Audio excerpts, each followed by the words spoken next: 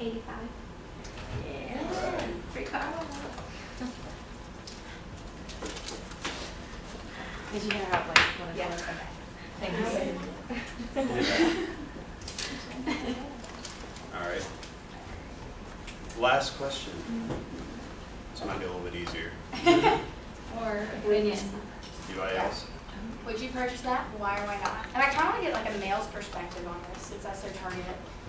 So guys. Zach. The few guys in the room. Yeah. Any guy that's paying attention? Would you purchase the app today in 2012 or put yourself back in During the course of the 2017? campaign. Like if you kind of saw, heard about it, would you be interested in it or not? Would you purchase it or would you download it for free? You know what I mean? It's Like, free. would you have- Like, Like, would you have paid money for it? Is that what y'all are asking? Or are you just saying, would you have downloaded it? Would you have done? Would you Okay. have participated? Okay. Guys, yeah, we don't. I would, if it's free, why not? Is the question I guess. Would you play it? I'm sure I'd play it a couple times, Not Chance to win a free car? Yeah, not really why not? in games or anything like that. So probably not. Do you think it would have made you want to buy the car, Or influence go you in get a that test way? drive at least?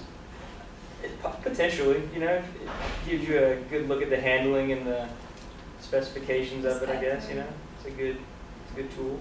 But here's a key point, right? The app had to be good, Yeah. right? If the app was crummy, it could have had the complete opposite reaction, right? Because it would have been Mm-hmm. bad handling or not made the car seem fun or cool, right? So I mean, this was, I think, what really made it risky. Well, it was risky for a variety of reasons, And but there were a lot of different the ways. app had to be great, right? Like It real had to be life, great. Yeah, there were a lot of different ways to play it. Like you could do what we had was career, which is you play 3 different races and then your average of what you placed. But you could play a single game and you can super customize your car. That would have taken too much time to go through those. Was the steps. app development budget included in the $250,000? Do y'all know? I believe so. I mean, it made it sound like that. Everything I read intimated towards that. I thought it was a little cheap too for the app. Yeah, but because it I does think seem like that would be almost the biggest expense is the app development. And too, since they didn't make a whole new app. I mean, a whole new Because they if the app was already created, they made a sponsor. Okay. they sponsored it for themselves or got their people too. Because it was real racing, and then they sponsored version with Real Racing GTI. And yeah, I mean, Real Racing was already an established name. Okay, that was And right. I app forgot about games, that. there's been a couple other versions before that one, and it was already pretty popular among gamers, especially since apps were relatively new in 2010. So, and that's it. Does anyone have a question, comment? I'm not sure, maybe it might not really concern, but the first slide was obviously pretty, you saw it's Nazis originated making the Volkswagen. Did they do anything PR-wise to swing that, to maybe not talk about it or just not talk too much about it?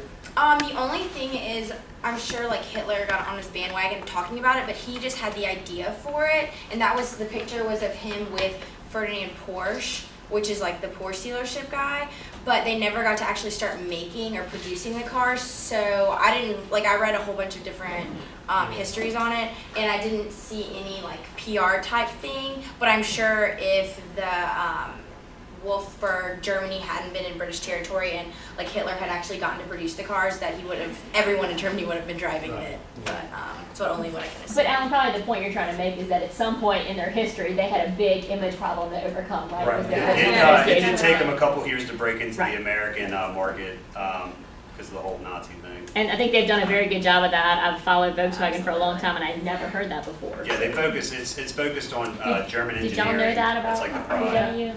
I drive a Bug and people like to tell me every chance they get. Yeah. I did not know that. I don't know. Yeah, I knew it was Germany. I I knew it never was- realized yeah. that it was a direct relation to Hitler. I'd always heard it was Ava Braun's car. It's the main thing I've heard about it. I think it'd be different if you directly manufactured it. Yeah. Yeah, because it was manufactured by a British British, yeah. guy, but it just is from Germany. Right. So because that, even though it was British territory during the war, it was technically still located in Germany. So it just happened to be British guy. Anybody else got any questions? What makes them did they mention anything about the differentiation between other German-made cars? They have BMW, there was nothing in there. Not really. Are you talking about the GTR or the Volkswagen itself, or The GT, yeah. the GTR? GTI. They didn't really like even want to bring up other German automakers. They wanted to really just Like focus on focus on themselves. GTI. Yeah, they didn't really, it wasn't like a comparison campaign at all, it was just a strictly informative Like launching campaign. So not even to bring in any of that. And I mean, Volkswagen's obviously the premier, I mean, for the most part, premier everyday people's car from Germany. Like, they have the Porsche, like they were saying, but that's not an everyday An everyday car. person. Yeah. Like someone, like a 16-year-old's not gonna get a Porsche for their first car.